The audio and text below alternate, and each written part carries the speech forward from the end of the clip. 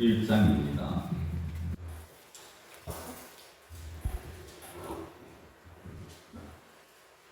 신명기 21장 10절에서 14절의 말씀.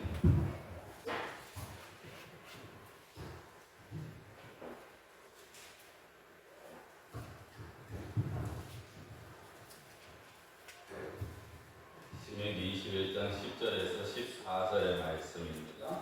제가 공독해 드리겠습니다.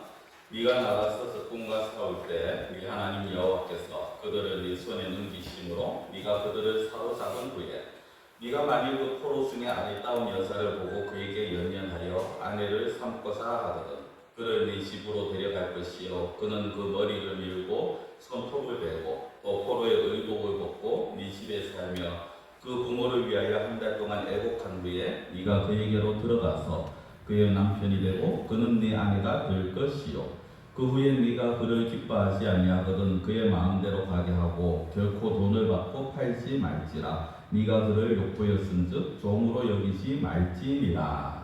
아멘. 예배 중에 참 이렇게 갑자기 바뀌고 하는 게 좀 사실 서로가 불편한 부분이 있습니다만 양해를 바라고요. 아침에 분명히 테스트가 됐었는데 왜 이런지는 좀 이따 다시 확인해 봐야겠습니다. 이해를 해주시기 바랍니다. 우리 복음성 중에 공평하신 하나님이라는 찬양이 있죠. 공평하신 하나님. 그런데 그 찬양을 부르기에는 이 세상은 참 불공평한 것 같습니다. 열심히 노력해도 착실하게 살아도 합당한 결실을 맺기 힘든 것처럼 보이는 게 이 세상입니다. 누구는 금수저, 은수저 물고 태어나서 대충 해도 좋은 학교, 좋은 직장 다닌다고 말을 합니다. 그런데 어떤 이들은 속된 말로 새가 빠지게 일을 하고 그렇게 공부하고 준비해도 좋은 직장 가기 힘들다라는 것이 이 시대처럼 보이기도 합니다.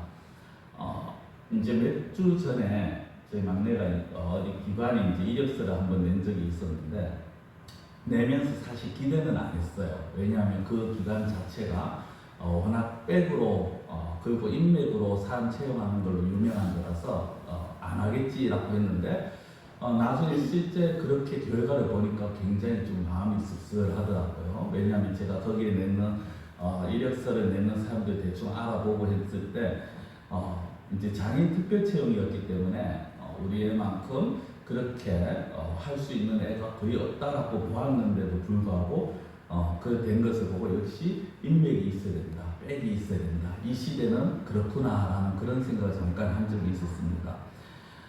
그럼에도 불구하고 그런 우리에게 그런 이 시대를 살아가는 우리에게 위로가 되어지는 것이 무엇이냐면 그럼에도 불구하고 우리가 믿는 하나님은 공평하신 하나님이시다라는 사실입니다.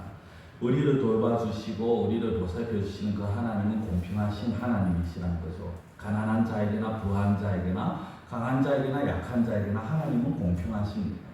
하나님이 공평하시다는 것은 그 하나님을 믿고 따르는 하나님의 백성들 역시 그 하나님의 성품을 본받아서 공평하게 동등하게 사람들을 대해야 된다는 것입니다. 이게 사실 지금 계속해서 신명기 21장에서 다루어지고 있는 그런 말씀이죠. 오늘 특별히 오늘 말씀의 핵심은요. 자신의 욕망을 채우기 위해서 자신보다 약한 자를 억누르지 말라는 것이 사실은 주된 핵심입니다. 오늘 본문에는 포로된 여자가 나옵니다. 이 이제 전쟁터에서 이스라엘이 전쟁을 한 후에 이기고 그곳에서 포로를 잡아옵니다.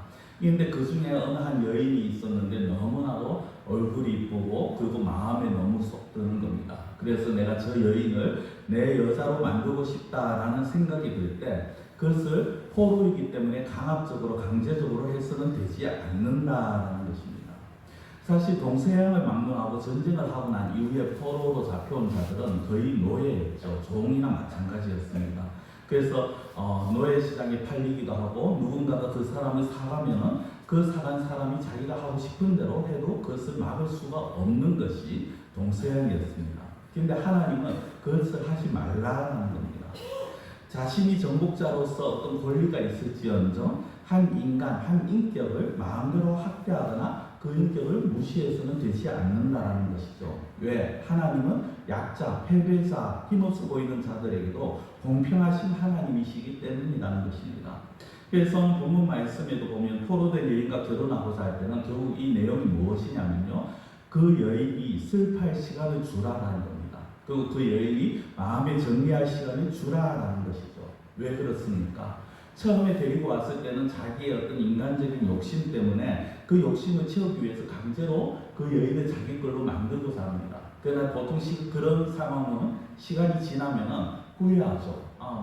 시간이 지나고 나니까 별 차이가 없네. 그리고 그 이제 매다 버리는, 쉽게 얘기하면 그냥 다른 사람에게 또 종으로 파는 그런 일들이 악순환이 되어질 수 있다는 겁니다.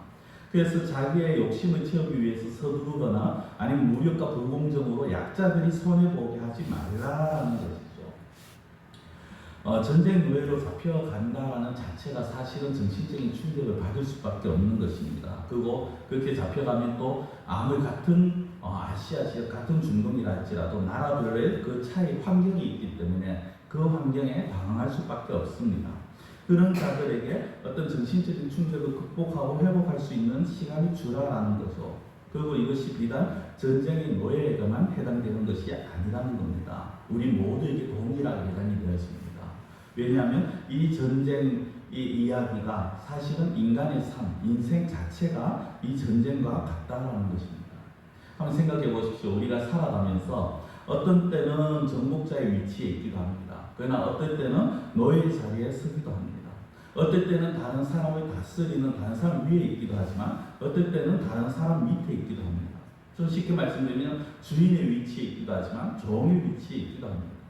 그때 내가 주인의 위치, 내가 정복자의 위치에 있었을 때, 내가 좀 가진 자의 위치에 있었을 때, 그 입장에서 그 위치에서 내가 하고 싶은 대로 내 욕심을 채우고 내 성질대로 하는 그런 모습을 버리라는 것입니다. 어떤 이가 만약 어떤 범죄를 저질렀다라고 할지라도 그 사람, 그 인격은 우리가 인정을 해야 된다는 거죠. 그 인간으로서의 존엄성은 인정을 받아야 된다. 이것이 하나님의 뜻이라는 것입니다. 설령 그 사람이 흔히 하는 말로 죽어 마땅한 죄를 지었다 할지라도, 욕먹어 마땅한 사람이라 할지라도 그 인격은 존중해 주어야 한다라는 것입니다. 아마 다다음 주가 될지 아니면 그 주가 이제 추석이 있는 주간이라서 다른 말씀을 전하고 그 다음 주가 될지 모르겠는데, 순서대로 가면요, 다다음 주에 패역한 아들에 관한 말씀이 나옵니다. 이 패역한 아들을 하나님께서 말씀하시면서 그 패역한 아들은 쳐 죽여라 라고 말씀합니다. 제가 이거 강하게 하는 게 아니라 성경에 진짜 하나님께서 패역한 아들은 돌로 쳐 죽이라고 말씀을 하세요. 그런데 그 쳐 죽여야 된다라고 말씀을 하시지만은, 그러나 이것이 단순히 그 사람의 인격을 무시해도 된다라는 것이 아니라는 거죠. 너희 중에 죄와 악을 제거하라라는 것이, 그것이 하나님의 말씀의 핵심이라는 것입니다. 우리는 하나님께서 죄와 악을 제거하라는 그 말씀과 그리고 인간의 존엄성을 존중하고 무시하지 말아야 된다는 말씀을 구별해서 들을 수가 있어야 하는 것입니다. 한 사람이 행한 죄와 악, 아니면 그 어떤 공동체가 행한 죄악은 마땅히 지적하고 공격하고 그리고 그 사람에게서 그 공동체에서 제거해야 되는 것이 마땅한 겁니다. 그러나 그것을 이용해서 오히려 그것을 핑계 삼아서 한 인간을 짓밟는 행동은 하지 말아야 한다는 것입니다. 왜냐? 이것을 이해하시려면요, 우리의 인간의 본성부터 제대로 아셔야 됩니다. 사람은 누구나가 태어나면서부터 죄인입니다. 그렇다면 여러분, 우리가 이렇게 한번 생각해 보시기 바랍니다. 죄인으로 태어난 사람이 어떤 일들을 할 때, 살아가면서 수많은 일들을 만날 때 잘할 가능성이 더 많겠습니까? 잘못할 가능성이 더 많겠습니까? 잘못할 가능성이 더 많습니다. 이건 내가 아니라고 말하고 싶지만 실상 사람 속에 있는 그 본성이, 죄악된 본성이 우리를 알고 늘 죄악 가운데 가까이 가도록 유혹을 하고 죄를 짓게끔 만들고 그것을 우리가 빠져들도록 하는 그 본성이 우리 안에 있는 이상은 우리는 항상 죄의 노예로 살아갈 수밖에 없더라는 것입니다. 그래서 사람이 누구나가 죄인이고 죄를 지으며 살아간다는 걸 부인할 수가 없는 거죠. 물론 어떤 이는 의를 행하기도 합니다. 그런데 그 의를 행한다는 것도 한번 잘 생각해 보시고 한번 살펴보시기 바랍니다. 타인을 위해서 의를 행하는 사람들은 거의 없습니다. 내가 이것을 행함으로 인해서 내가 다른 사람에게 선행을 베풀고 내가 어떤 의를 행함으로 인해서 다른 사람에게 나를 보이기 위해서 하는 경우가 너무 많더라는 것이죠. 자기가 잘났다는 것을 증명하고 또 내가 다른 사람의 타인 위에 서기 위해서 의를 행하는 것이지 정말 타인을 위해서 자기를 기꺼이 희생하는 사람은 거의 없다는 것입니다. 이것이 일반적인 사람의 모습이죠. 그러나 예수 믿는 사람은 그래서는 되지 않는다는 겁니다. 예수 믿는 사람은 이타수이자가 되어야 됩니다. 아니 그렇게 되어지게 되어 있습니다. 물론 예수를 믿는다고 해서 처음부터 막 내가 다른 사람을 위해서 희생하고 그렇지는 않습니다. 그 가운데 수많은 갈등의 시간들을 보내게 됩니다. 그리고 그 갈등의 시간 가운데 때로는 우리가 실패를 하기도 하고 또 때로는 고민을 하기도 합니다. 분명히 신앙이라는 이름으로는 어떻게 살아가야 되는 것이 다른 사람 앞에서 어떻게 행해야 되는 것이 맞는다는 것을 머리로 알지만 그러나 이제까지 살아온 우리의 모습은 그렇지 못하도록 하기 때문에 계속해서 고민하고 계속해서 우리 속에서 싸움이 일어나는 것이죠. 그러다 보면 우리가 성공하고 정말 의를 행하고 하나님의 뜻대로 살 때도 있지만 또 때로는 실패의 삶을 살아갈 때 시간들을 보낼 때도 있더라는 겁니다. 그렇게 해서 우리가 정말 하나님 뜻대로 살아가고 그리고 다른 사람들이 볼 때도 정말 의롭다라고 말을 하면은 그것을 1년에 한두 번 하고도 굉장히 잘했는 것처럼 그렇게 생각합니다. 물론 그것이 잘못이라는 것이 아니라 인간이라는 존재가 그렇다는 것을 말씀을 드리는 것입니다.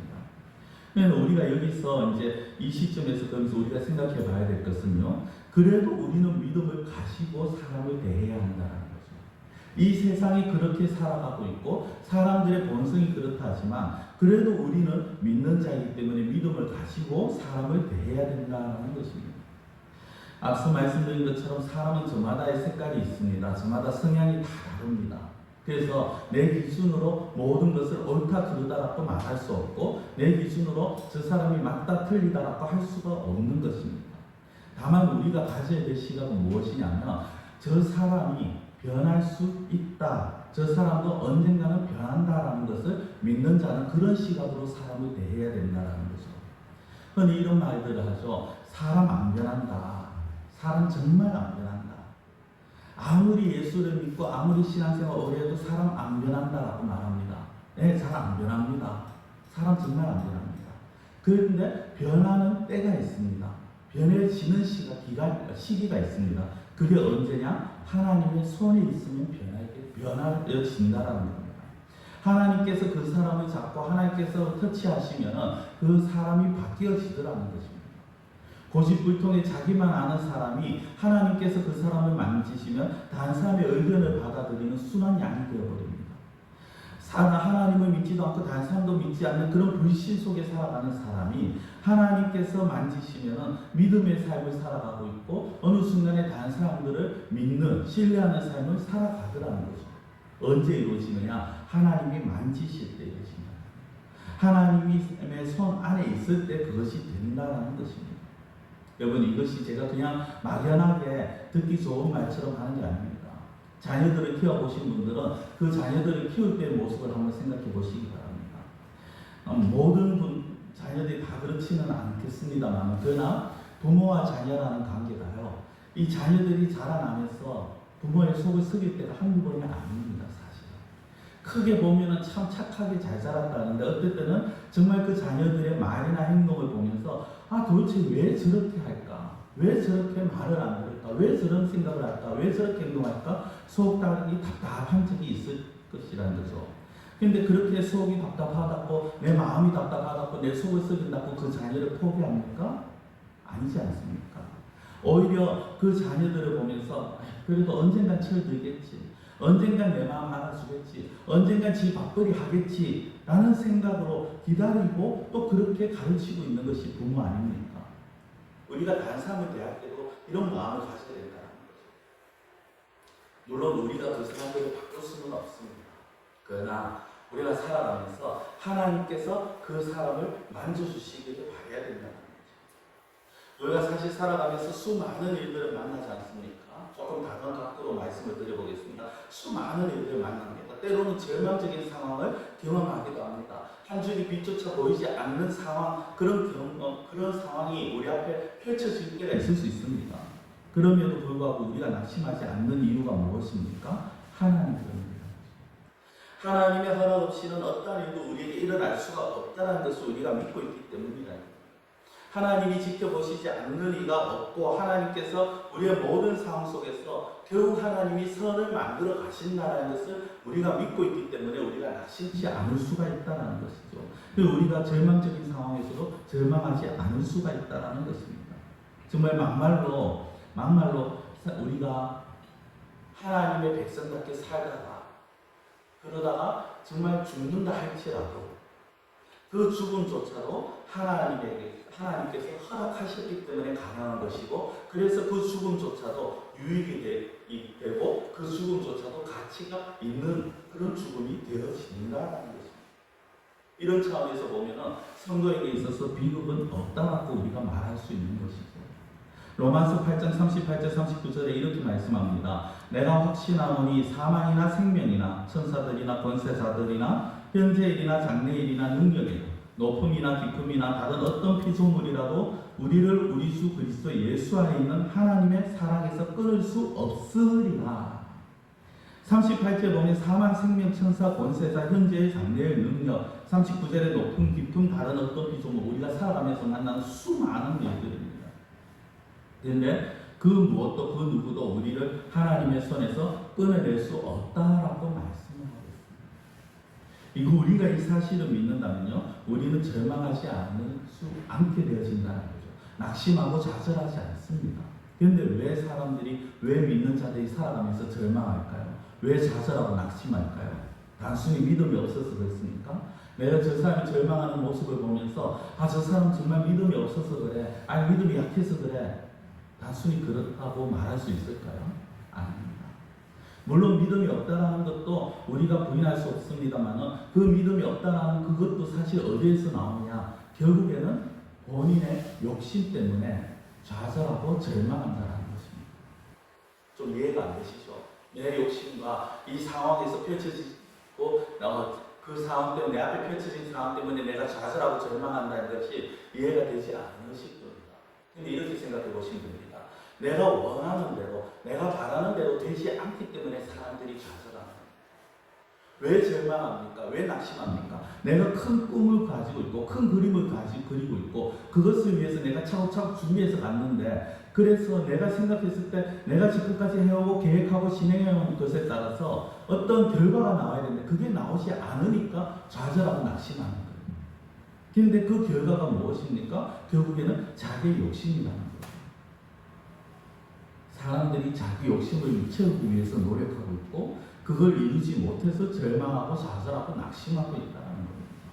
나 욕심 없어 라고 말하지만 사실상 내가 원하고 내가 바라는 것, 그것이 바로 자신의 욕심이라는 것입니다.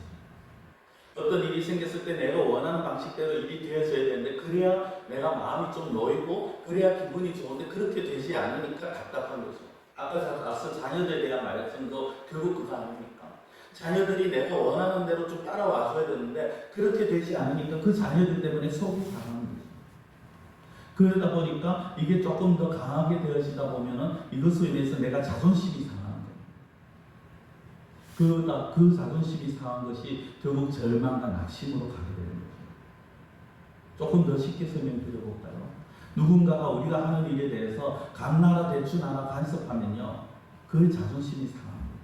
왜 상합니까? 내가 잘할 수 있는데. 자녀들이 부모에게 많이 하는 말 중에 그거죠. 좀 간섭하지 마. 잔소리하지 마. 내가 알아서 잘 할 수 있는데 왜 간섭하냐는 거죠. 그게 자기 자존심이 상한다는 거거든요. 그러다가 자기가 원하는 대로 하겠다 했는데 자기가 원하는 방향대로 일이 되지 않습니다. 우리가 한 어떤 계획한 대로 일이 풀리지 않아요. 그러면 그 자존심에 상처가 나는 거예요. 그래서 성질을 내고 화를 내는 거죠. 그런데 이런 모습을 신앙적인 차원에서 보이는 것이 뭐냐면 하나님 앞에서 나 좌절한다. 왜? 하나님 왜 내가 원하는 대로 해주지 않습니까? 하나님 내가 이렇게 기도하고 이렇게 해달라고 하지 않았습니까? 이거 들어달라고 하지 않았습니까? 왜 안 들어줍니까? 왜 안 해줍니까? 하나님 때문에 난 지금 자존심이 상했다. 그걸 신앙적으로 조금 그럴듯하게 표현한 게 뭐냐? 절망, 낙심, 좌절. 오늘 본문도 마찬가지입니다. 오늘 본문에 보시면요, 좀 엉뚱한 이야기 제가 한 것 같죠? 한번 보시기 바랍니다. 포로된 여인과 결혼하고자 할 때 하나님께서 결혼하면 안 된다, 전쟁에서 포로로 잡아온 여인과 결혼해서 안 된다라고 막지 않습니다. 다만 뭡니까? 다만 그 여인을 사랑해서 결혼하고자 한다면 그 여인에게 충분히 준비하고 회복하고, 그리고 이 상황이 어느 정도 납득이 되고 받아들일 수 있는 시간과 기회를 주어서 준비하라. 단순히 너의 욕심을 채우기 위해서, 단순히 너의 어떤 욕정을 채우기 위해서 강제로 결혼하지 말라라는 것입니다. 이 포로된 여인을 아내로 맞아들이는 문제만이 아닙니다. 결혼이란 자체가 그런 거예요.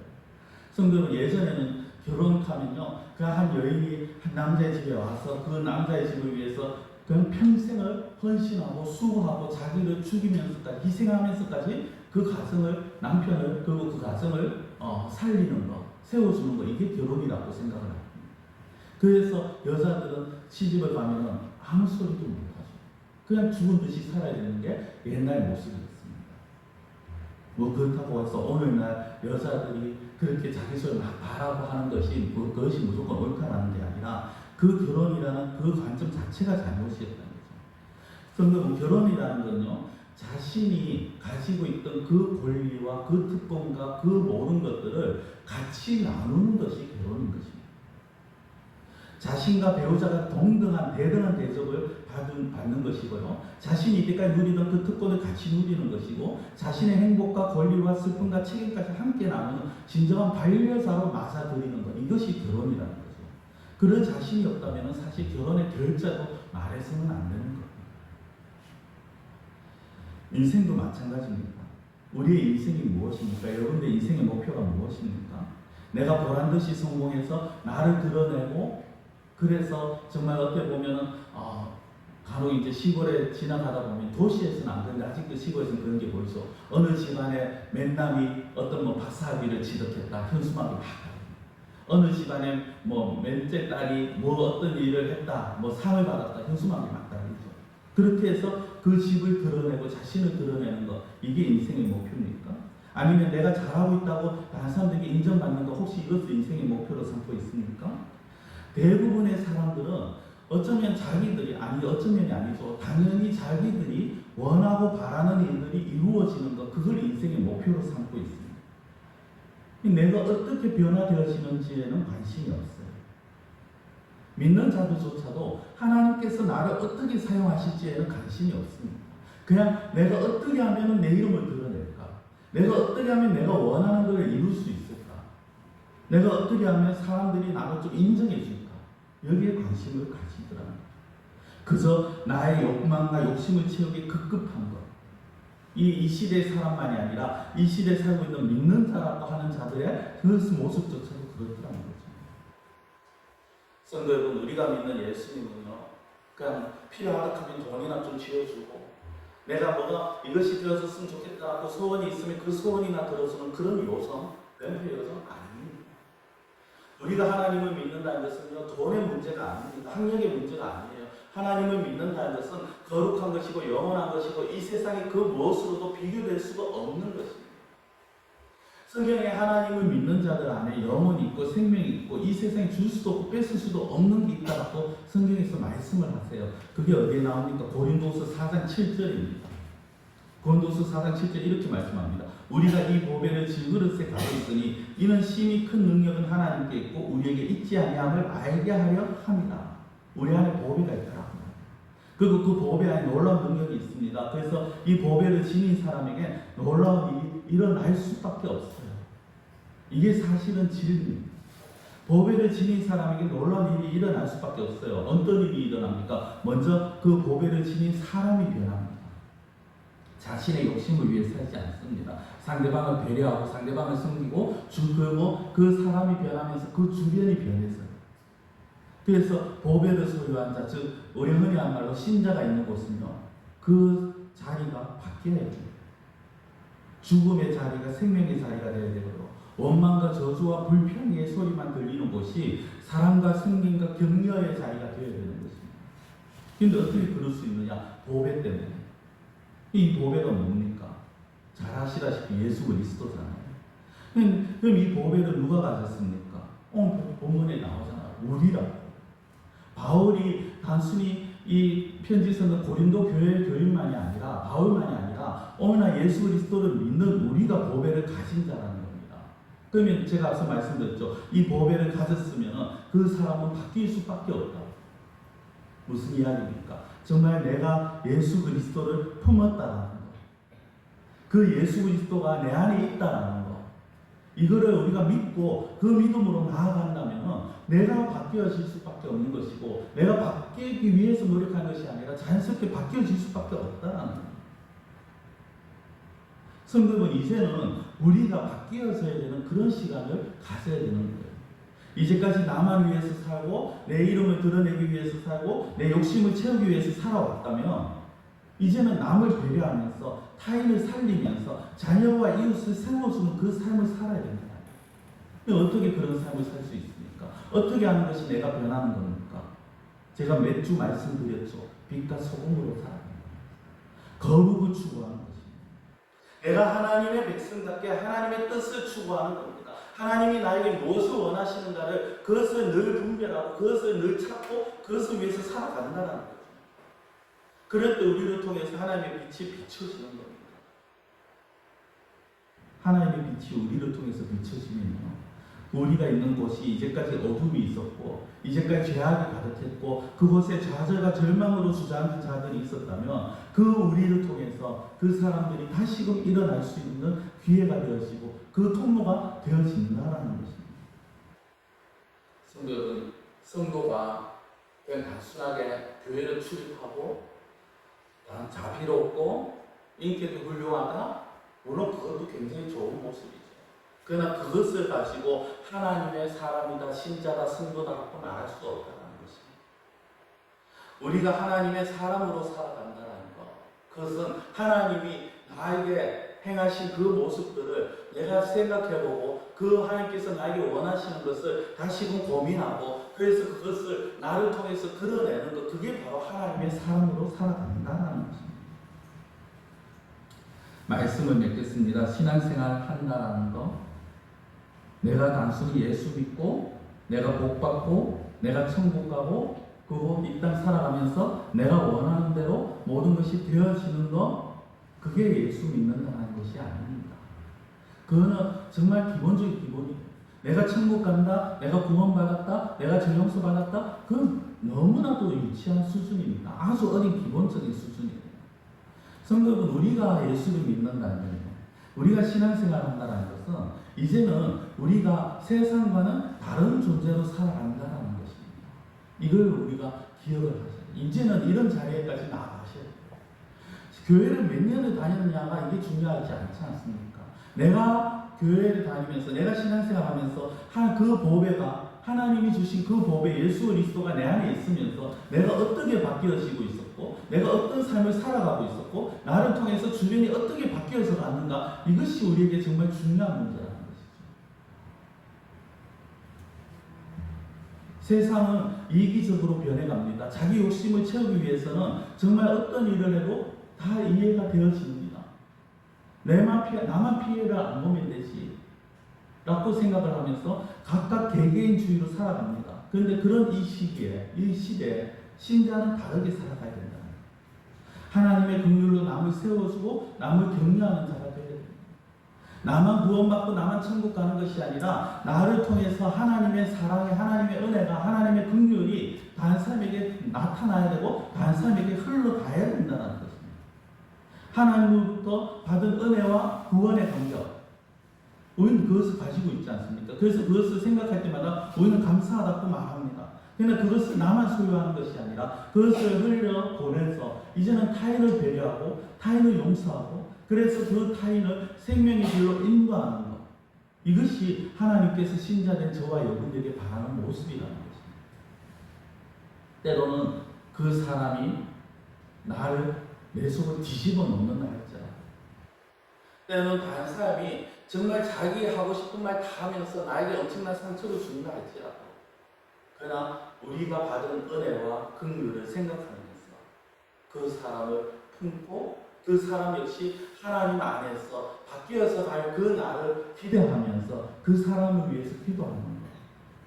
그것이 참된 성숙된 그러한 신자의 모습이라는 것입니다. 오늘 어떻게 보면 포로된 여인, 이 여인을 아내로 맞이하는 것과 사실상 우리의 삶은 너무나도 거리가 있어 보입니다. 그러나 이 여인을 아내로 맞이하는 그 과정 가운데서 정말 하나님께서 무엇을 말씀하시고자 하는지, 정말 다른 나라들과는 다르게 이스라엘 너희들은 나의 택한 백성으로서 너희들은 다른 나라와 달리 살아야 된다고 하시는 그 말씀, 그 의미를 다시 한번 생각해 보시고 정말 하나님께서 원하시는 하나님의 사람으로 살아가시는 그러한 우리 성도님들이 되시기를 원합니다. 기도드리겠습니다. 사랑의 하나님,